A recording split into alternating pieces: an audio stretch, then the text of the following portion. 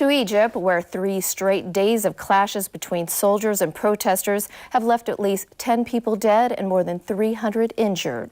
The latest flare-up has further exposed divisions among Egyptians about the role of the army, which took over the country after President Hosni Mubarak ousted her in February. A scene of bedlam in Cairo as soldiers hurled stones from rooftops and fired tear gas at protesters. Such violence is the product of festering tensions between security officers and activists demanding an end to military rule.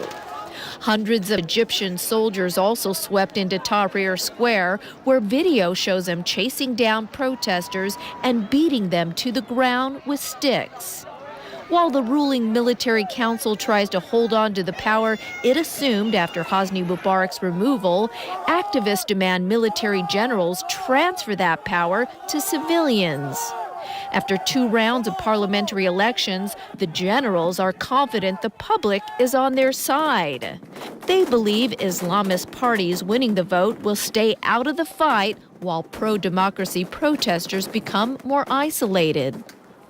Newly appointed Prime Minister Kamal El-Ganzouri blames demonstrators for fueling the clashes and accuses them of not wanting Egypt to succeed.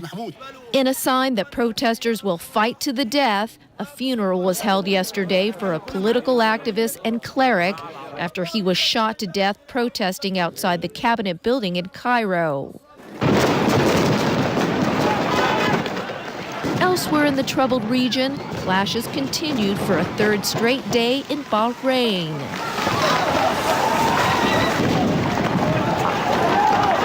Police fired tear gas while fighting with anti-government and Shiite protesters following the funeral of a man who was run over and killed by security forces. And in Tunisia, where the Arab Spring movement began, thousands marched on the streets and took part in a festival yesterday. They honored the vegetable vendor whose death exactly a year ago transformed the Middle East via the Arab Spring Revolution.